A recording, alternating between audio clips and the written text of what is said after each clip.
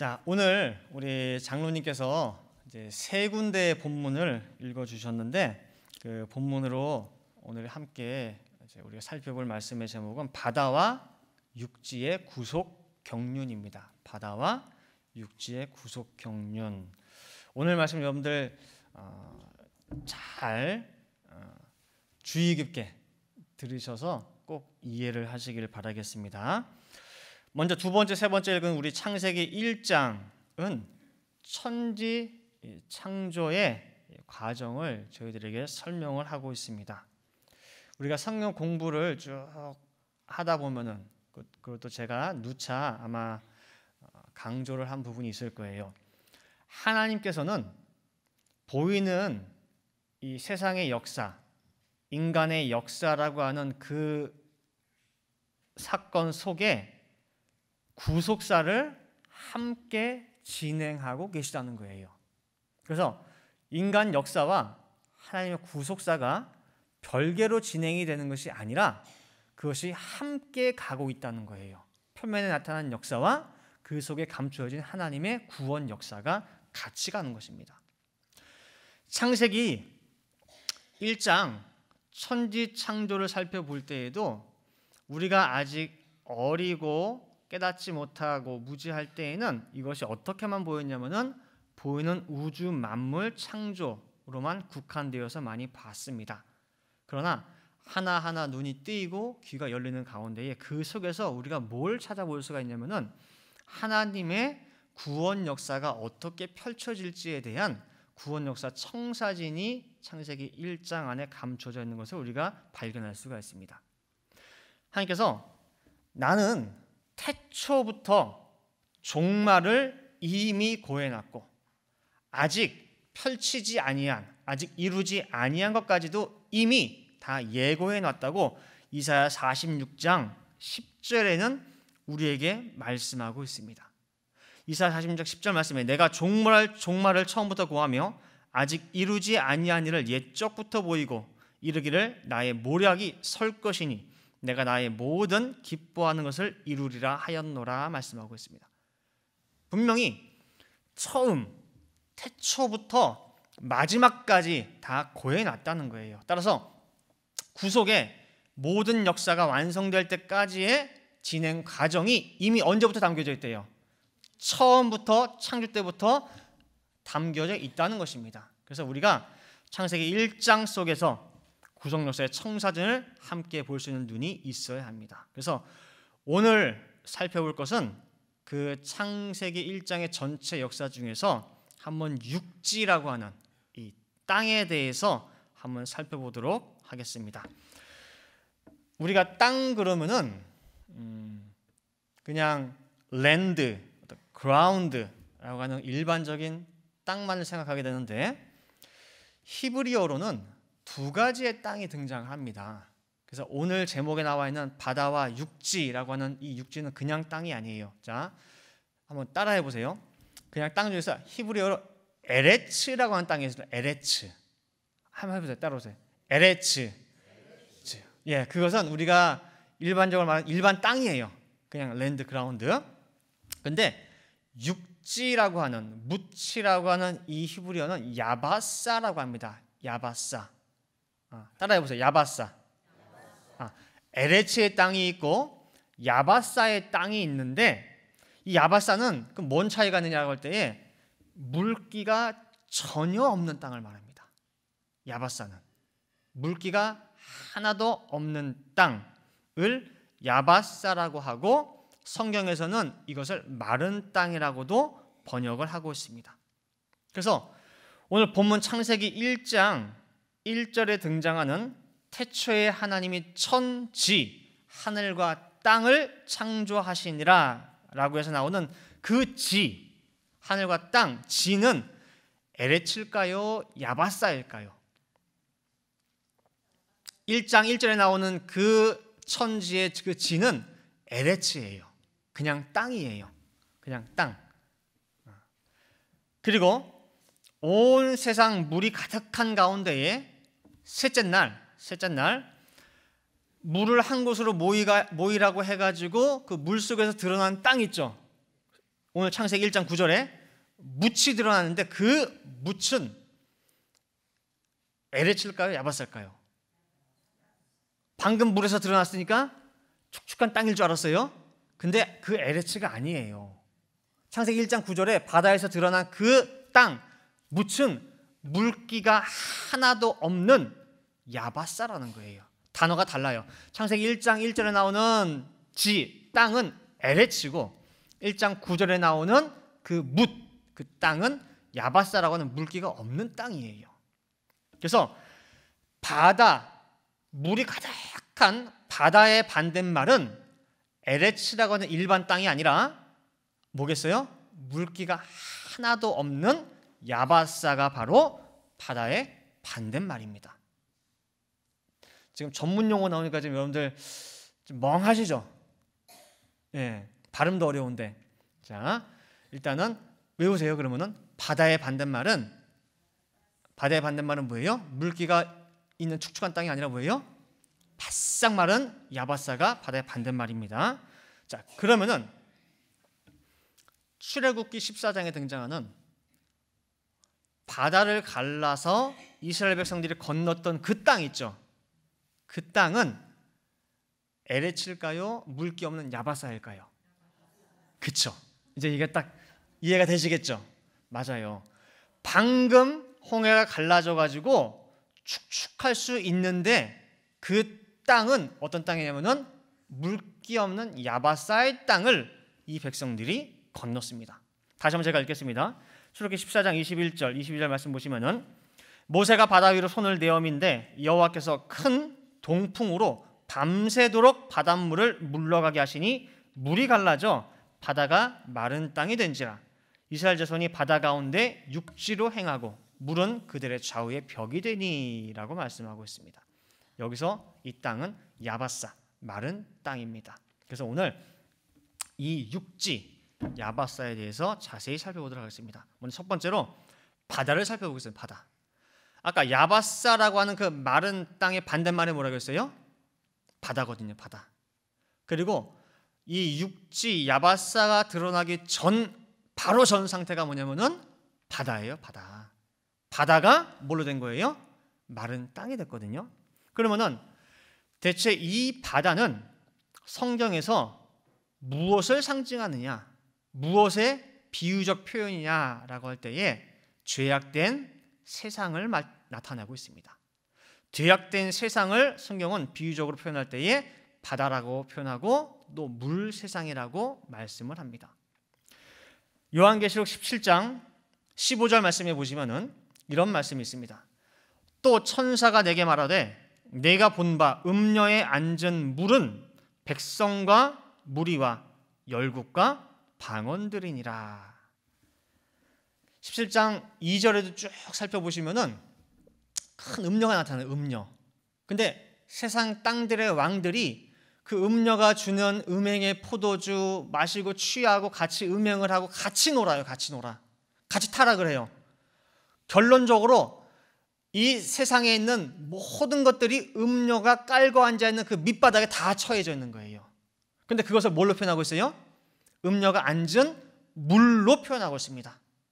근데 그 물의 정체가 뭐냐 했더니 이 땅에 있는 백성, 온갖 무리들, 열국들, 모든 나라들, 그다음 방언들, 모든 언어권에 있는 모든 것들이 다 뭐예요? 그 음녀 밑에 깔고 앉아있는 물이라는 거예요. 물. 아랫물이라고 했어요. 아랫물. 그래서 우리가 살아가는 이 세상은 정체가 음녀가 깔고 있는 아랫물로 말씀하고 있습니다. 예수님께서도 마태복음 24장 39절에 인자가 오는 그때가 어떠한 때인지를 내가 알려줄게 라고 하면서 그때를 어느 때와 비교를 하셨냐면은 노아의 때로 설명하셨어요. 그러면서 마태복음 24장 39절에 홍수가 나서 저희를 다 멸하기까지 깨닫지 못하였으니 인자의 임함도 이와 같으리라 말씀하고 있어요. 노아 때를 잘 보라는 거예요. 근데 그때에 뭐가 있었느냐? 홍수가 있었죠. 근데 홍수가 나가지고 저희들이 그때 그 사람들이 멸망당할 때까지 알았대요, 몰랐대요? 알았대요, 몰랐대요? 못 깨달았대요. 그럼 보세요. 보이는 물로만 한정돼서 우리가 생각하게 되면은 무릎까지 물이 차올라요. 허리까지 차올라요. 가슴까지 차올라요. 목까지 차올라요. 코 밑에까지 올라왔어요. 그러면은 내가 지금 죽지 않기 위해서 뭐부터 하겠어요? 살려주세요 외칠 거 아니에요. 그래서 결국 죽으면서 아이고 내가 물에 빠져 이렇게 세상 떠나는구나. 당연히 깨닫겠죠. 근데 예수님 말씀은 뭐냐면은 죽는 그 순간까지도 알았대요, 몰랐대요? 몰랐다는 거예요. 이상하죠? 예수님께서는 이 대홍수의 어떤 측면을 말씀하고 있냐면은 보이지 아니하는 죄악의 영적 측면을 말씀하고 있다는 거예요. 부지불식간에 찾아오는 어느덧 내 코 밑, 턱 밑까지 차오른 그 죄악의 모습을 우리에게 보여주고 있는 것입니다. 노아 시대 전 세계를 뒤덮은 죄악의 그 관영, 죄악의 홍수 속에 꼴딱꼴딱 넘어가고 죽기까지도 내가 어떻게 죽는지 깨닫지 못하고 죽었다는 그 시대가 바로 뭐예요? 인자에 임하는 시대와 같다는 거예요. 그래서 시편 32편 6절 말씀에 보시면은 시편 32편 6절에 이로 인하여 무릇 경건한 자는 주를 만날 기회를 타서 주께 기도할지라 진실로 홍수가 범람할지라도 저에게 미치지 못하리이다 말씀하고 있죠. 죽기까지 깨닫지 못하고 그 죄악의 물에서 멸망당하는 자가 있나 하면은 그 죄악의 홍수가 눈에 보이는 사람이 있대요. 어떤 자냐? 깨어서 기도하는 경건한 자는 그 죄악의 홍수가 눈에 보일 뿐만 아니라 그 홍수 속에서 건짐을 받는다는 것입니다. 따라서 우리가 봐야 될 것은, 우리가 대비해야 될 것은 이 세상의 죄악의 물결을 영적 눈을 떠서 볼 수 있어야 된다는 것입니다. 따라서 우리가 발딛고 살아가는 이 세상은 한마디로 정의하면 바다입니다. 바다 같은 아랫물 세상입니다. 좋으나 싫으나 이 세상에 발딛고 살아가기 때문에 나도 모르게 그 물을 먹고 살아갑니다. 그 물을 먹기 때문에 나도 세상과 똑같은 그 색깔을 내게 되어 있습니다. 우리가 어렸을 때에 반공교육을 받습니다. 저도 국민학교 때 하도 받다 보니까 매달 6월 달만 되면 또 뭐 해요? 포스터죠, 포스터. 따라잡자 김일성 뭐 하자 뭐자. 그래서 저는 진짜 북한 사람들 빨간 사람인 줄 알았어요. 얼굴 색깔이 빨간 줄 알았어요. 왜? 하도 빨갱이라고 하니까. 그 간첩들은 다 뭐예요? 빨간 얼굴이고 얼굴에 머리에 뭐 있고 뿔 있고. 물론 그건 하나의 반공교육의 이제 좀 폐단이긴 한데 어쨌든 우리가 북한 공산당 사상에 물들었다라고 할 때에 붉은 물들었다고 합니다. 또 우리가 어딘가에 뭔가 갑자기 누군가 심취해 있어, 막 빠져 있어. 그럼 뭐라 그래요? 너 벌써 물들었니?라고 하죠. 예. 우리가 물로써 이 표현을 많이 합니다. 보이는 우리 사람 인체를 구성하는 성분이 약 80%가 물이듯이 우리 속사람 또한 물로 구성이 되어 있는데 과연 나의 이 속사람을 구성하고 있는 그 물은 대부분의 성분이 아랫물입니까? 윗물입니까? 아랫물이에요. 아랫물. 지금 이 현 시대는 뭐 초음속 비행기가 날아다니고 뭐 로켓 쏜 지는 이미 됐고 이미 좀 있으면 우주 관광까지도 패키지로 나오는 그런 시대가 곧 도래하고 있습니다. 우리 손바닥에 들고 있는 스마트폰으로 전 세계 모든 뉴스를 다 손안에서 볼 수 있는 그런 시대에 살고 있고 뭐 AI라고 하는 그 인공지능을 통해서 그 이상도 가능하도록 만든 것이 이 과학입니다. 이 과학이 어떻게 보면은 하나님보다 더 믿음직스럽고 더 신뢰가 갈 수가 있습니다. 왜? 못하는 것이 없으니까. 불가능하다고 생각했던 그 모든 것들을 이 과학이 가능하게 만들었거든요. 그런데 그 위대한 과학이 인간 존재의 시작을 뭐라고 하느냐? 진화가 됐다고 합니다. 그리고 어떻게 사람이 이 보이는 흙을 쪼물딱 무슨 찰흙 빚듯이 빚은 다음에 거기다가 훅 하고 바람 집어넣어가지고 거기 사람 만들어지느냐, 그거 아직도 믿느냐 라고 할 때에 참 바보 같아 보이죠. 그리고 어떻게 처녀가 남자 없이 잉태를 하고 아기를 낳느냐, 정자와 난자가 없이 어떻게 아기가 생성이 되느냐, 그걸 믿느냐 라고 할 때에 사실 그 부분에 있어서 과학은 하여튼 성경에 나오는 여러 가지 사실들을 일고의 가치도 없다고 말합니다. 상대도 안 합니다. 여기에 계신 우리 모두 이러한 모든 과정들을 거쳐서 교육을 받았고 그 안에서 성장을 하고 있습니다. 그리고 우리 아이들 또한 우리와 똑같이 지금 학교에서 이러한 세상의 과정, 세상의 생각들을 먹고 마시는 가운데 있습니다. 그래서 여기 계신 분들 치고 세상물을 안 먹은 사람 아무도 없습니다. 그 안에서 태어나 먹고 자랐고 거기서 듣고 보고 배우고 했기 때문에 세상물로 우리는 꽉 차 있습니다. 이런 세상물이 꽉 찬 상태, 그 형편 속에서 하나님께서는 구원의 역사를 펼쳐 나가시겠다는 것입니다. 그런데 아무리 눈 씻고 다 찾아봐도 세상 천지에 바닷물만 찰랑찰랑할 뿐 어디서도 하나님이 발 디딜 곳이 없습니다. 그래서 하나님의 신은 창세기 1장 2절에 어디만 왔다 갔다 해요? 수면에 운행하고 계셔요. 왔다 갔다 열심히 왔다 갔다 하십니다. 왜 왔다 갔다 하셔요? 뭘 찾느라고? 뭘 찾느라고? 예? 땅 찾으러. 땅 찾으러.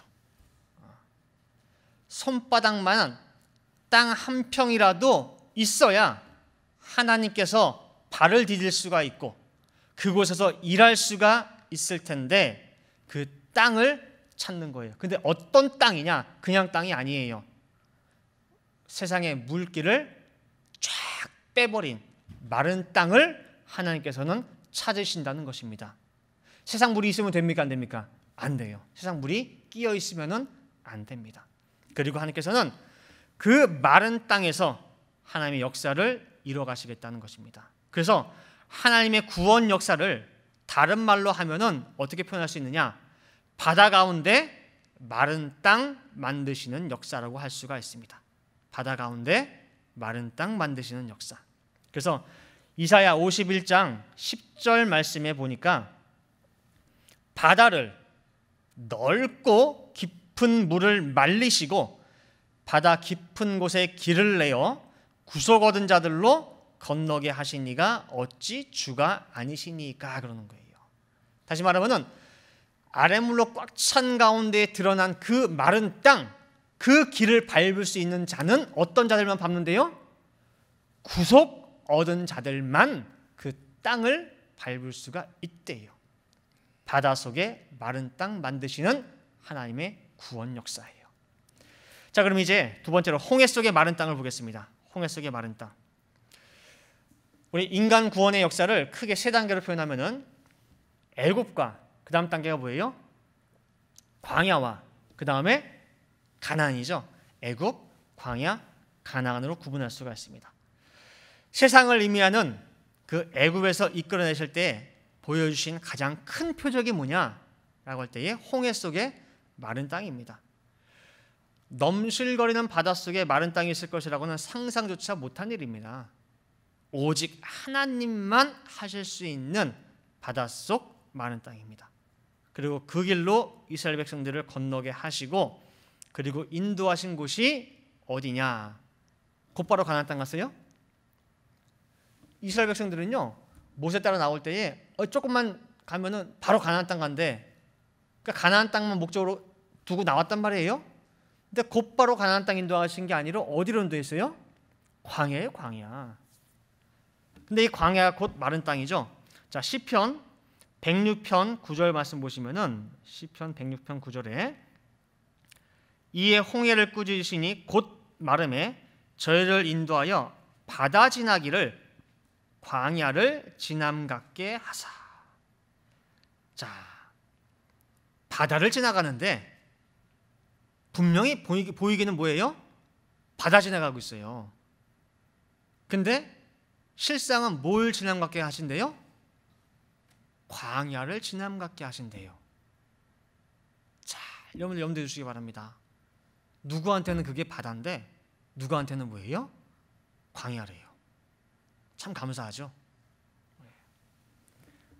하나님께서 애굽에서 이끌어내서 곧바로 가나안이 아닌 마른 땅으로 이끌어내신 것은 이유가 있어요. 이 백성들을 단지 고생시키고 연단시키고 하는 것뿐만 아니라 단순 고생이 아니에요. 궁극적으로는 이 백성들을 뭐 만드시기 위해서, 너희가 밟고 있는 그 광야, 마른 땅처럼 너희도 뭐가 되기 위해서? 마른 땅 되기 위해서 내가 끌고 나왔다는 거예요. 여기를. 자, 애굽은 뭐라고 했어요? 세상, 바다. 광야는 이 백성 만드시기 위해서 나온 거예요. 애굽에 찌든 세상 물기를 싹 말려서 말 그대로 마른 땅 만드시기 위해서 하나님께서 광야로 온 것입니다. 예를 들어 볼게요.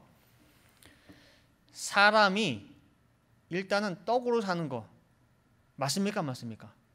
먹고 살아야죠. 인간 삶의 기본 조건인 의, 식, 주가 반드시 해결되어야 되는 것, 그것이 세상의 법칙입니다. 그리고 그것이 이 세상에 살아가는 모든 사람들의 머릿속에 제1 우선순위예요. 그것이 없으면 당장 죽는 줄 알아요. 와이프가 너무 교회생활 열심히 합니다. 헌금 막 해요. 하니까 남편이 뭐라고 합니까? 입에 풀칠이라도 해야지, 먹고 살아야지 그 다음에 신앙생활 하는 거지.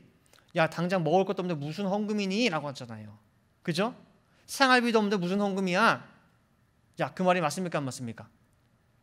맞아요, 맞아요. 맞죠? 당연히 맞아요. 어디서는? 세상에서는. 입에 풀칠하고 먹고 사는 의식주 문제가 해결되고 그 다음에 뭐 하는 거예요? 신앙생활이에요. 그 다음 믿음생활이에요. 생활비가 먼저 해결되고 그 다음에 여유가 될 때 뭐예요? 헌금하는 것이 세상의 법칙이에요. 그러나 하나님께서는 이 광야에 끌고 나와서 어떻게 하느냐? 집도 없어요.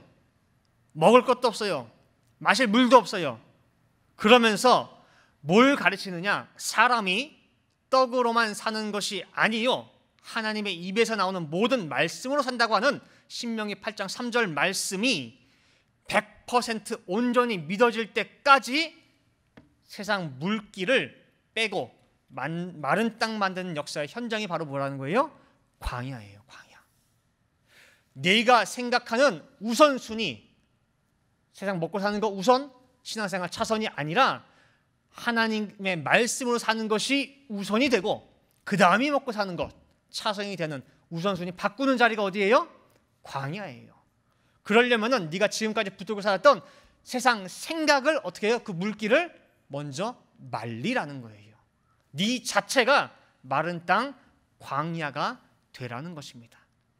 그것을 창세기 1장 9절에서 하나님이 가라사대 천하의 물이 한 곳으로 모이고 뭐가 드러나라?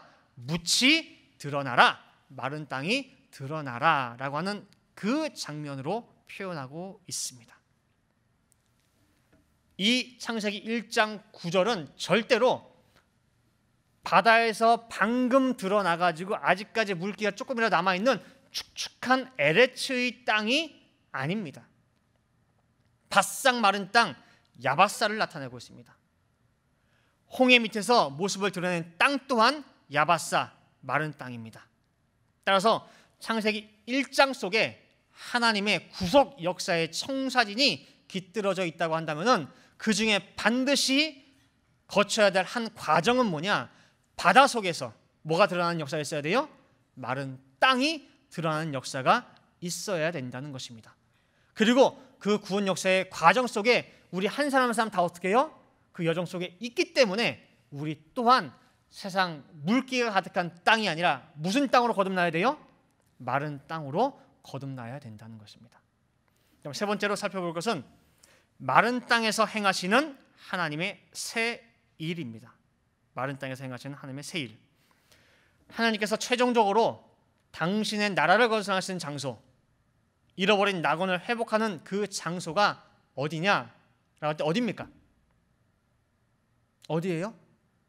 가나안. 그럼 광야에서 모든 과정을 거치고 나면은 가나안 땅으로 이동이 되겠죠. 근데 또 다르게도 하나님은 설명하십니다. 가나안으로의 이동으로도 설명을 하시고 또 다른 표현 방식으로는 뭐예요? 광야를 내가 다르게 만들어 버릴게 그래요. 새 일을 행할게. 어떻게 행하느냐? 자, 이사야 35장 1절 2절을 보겠습니다. 하나님께서 잃어버린 낙원 회복하는 장소, 하나님 나라를 건설하는 그 장소가 어디냐라고 할 때 산 좋고 물 좋은 어떤 명당 자리, 터 잡아 놓은 자리가 아니라 바로 이 자리, 마른 땅 광야에서 내가 젖과 꿀이 흐르는 낙원을 내가 성취하고 회복을 시키겠다라고 말씀하고 있습니다. 이사야 35장 1절 2절입니다. 광야와 메마른 땅이 기뻐하며 사막이 백합화 같이 피어 즐거워하며 무성하게 피어 기쁜 노래로 즐거워하며 레바논의 영광과 갈멜과 사론의 아름다움을 얻을 것이라. 그것들이 여호와의 영광 곧 우리 하나님의 아름다움을 보리로다. 지금 광야, 메마른 땅, 사막이 어떻게 해요? 뭐가 바뀌게 되죠. 자, 5절부터 보겠습니다. 이사야 35장 5절부터. 그때에 소흥의 눈이 밝을 것이며 귀머거리의 귀가 열릴 것이며 그때에 저는 자는 사슴같이 뛸 것이며 벙어리의 혀는 노래하리니 이는 광야에서 물이 솟겠고 사막에서 시내가 흐를 것임이라. 뜨거운 사막이 변하여 못이 될 것이며 메마른 땅이 변하여 원천이 될 것이며 실황에 눕던 곳에 풀과 갈대와 부들이 날 것이며 거기 대로가 있어 그 길을 거룩한 길이라 일컫는 바 되리니 깨끗이 못한 자는 지나지 못하겠고 오직 구속함을 입은 자들을 위하여 있게 된 것이라. 우매한 행위는 그 길을 범치 못할 것이며. 사막이 지금 뭘로 바뀌고 있어요? 젖과 꿀이 흐르는 땅으로 바뀌고 있습니다. 바싹 마른 그 땅이 마치 창세기 1장에서 아까 첫째 주 셋째 날 바다 속에서 뭐가 드러났어요? 바싹 마른 묻이 드러났죠. 그리고 그 묻에 뭐가 생겼어요? 풀과 씨 맺는 채소와 열매 맺는 과목이 형형 색깔로 해가지고 다 나가지고 번성하고 화려한 낙원이 됐듯이 그러한 역사가 어디에서 펼쳐지는 거예요? 묻, 마른 땅, 광야에서 펼쳐진다고 하는 것입니다. 그래서 이 셋째 날 그 묻, 마른 땅이 열매를 맺어서 최종적으로 하나님의 보시기에 좋았더라 기쁨을 드렸듯이 마찬가지로 마른 땅 광야를 통하여 하나님께서는 영원한 기쁨과 희락과 즐거움의 낙원을 만드시겠다는 것입니다. 그래서 하나님 구원 역사가 이루어지는 현장이 어디예요? 마른 땅 광야가 되는 거예요. 이제 결론 맺도록 하겠습니다. 이사야 40장 3절 말씀에 이사야가 예언을 했어요. 광야에서 외치는 자의 소리가 있을 것이다 라고 했어요. 쩌렁쩌렁 울리는 큰 소리, 그 하나님의 참된 말씀이 선포되는 장소가 어디냐라고 할 때에 광야 마른 땅이라는 거예요. 거기서만 하나님의 말씀이 선포가 됩니다. 그리고 그 이사야의 예언 그대로 세례 요한이 외친 장소가 어디냐? 마태복음 3장 1절 2절 말씀 볼 때에 그때 세례 요한이 이르러 유대 광야에서 전파하여 가로되 회개하라 천국에 가까우니라 하였으니. 자, 보이는 문자적 모습을 놓고 볼 때에는 광야에 무슨 사람이 있다고 거기서 말씀을 증거합니까? 누가 지나가요 거기에? 이왕 말씀 증거하려면은 시장을 가거나 대로를 가거나 거기서 해야지 듣는 사람이 있을 거 아니에요. 근데 세례요한이 간 곳은 어디예요? 유대 광야에서 외쳤다는 거예요. 거기에 누가 있을까요? 사람은 있을까요? 있을까요? 없을까요? 사람이? 예? 사람이. 문자적으로 볼 때는 이해가 안 됩니다. 그러나 오늘 우리가 바다에 대해서, 마른 땅 광야에 대해서 말씀을 듣고 이해하고 나니까 왜 광야에서 하나님의 말씀이 선포가 되는지 이해가 갑니다. 자, 다시 물어볼게요. 세례 요한이 말씀을 외쳤던 그 광야에 사람이 있습니까? 없습니까? 예? 확실해요? 누가 있어요? 누가 있어요? 예?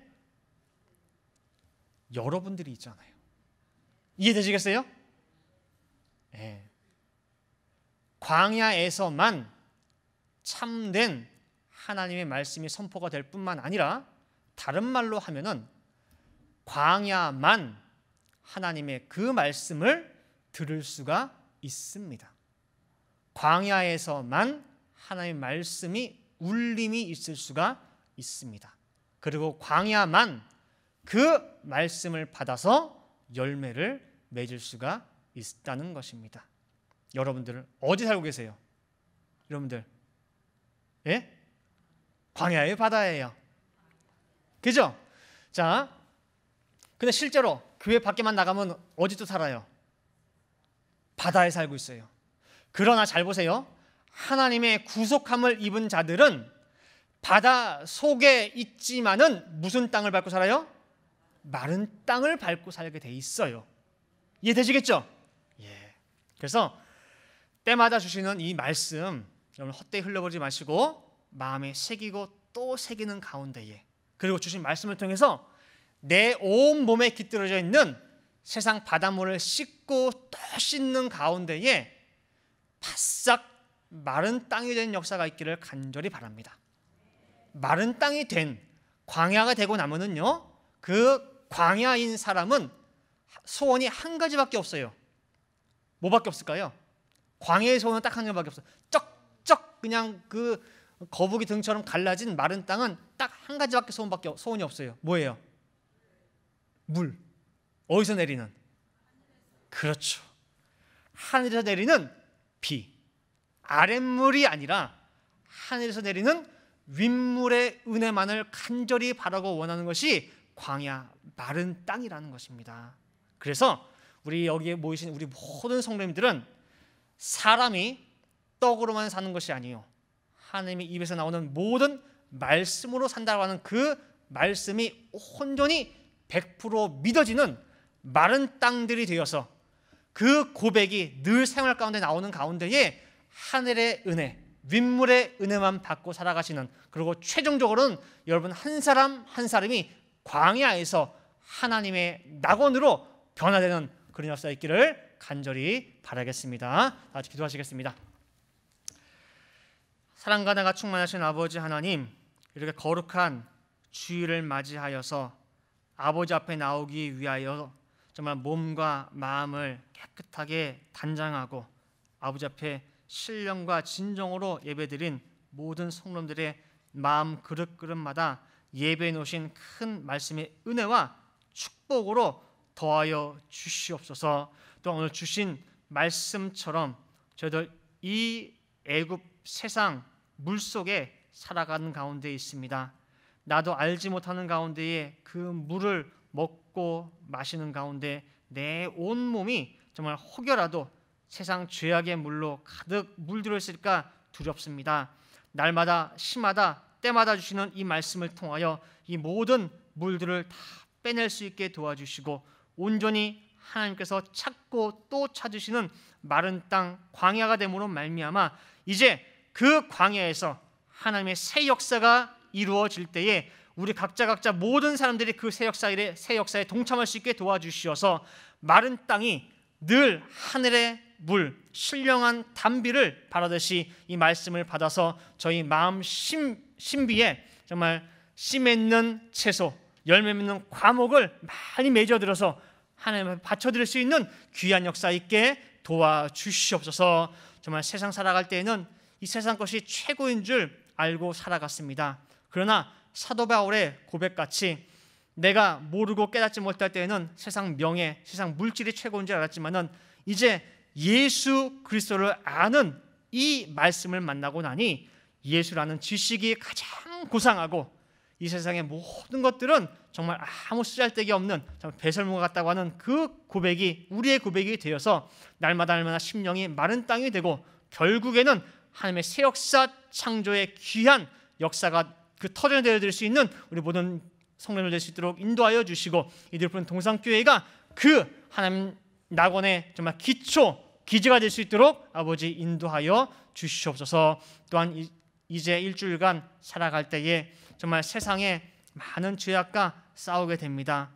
험한 또한 그 과정들을 거치게 됩니다. 그 모든 발걸음마다 아버지 동행하여 주시어서 비록 사람의 눈에 볼 때에는 바닷길을 걷는 것 같으나 그 안에 있는 마른 땅으로 걸어가는 신령한 구속함을 입은 우리 성도들 될 수 있도록 인도하여 주시옵소서. 기도한 데 될 줄 믿고 감사드리며 이 모든 말씀 사랑에 많으신 예수 그리스도 받들어 기도 올리옵나이다. 아멘.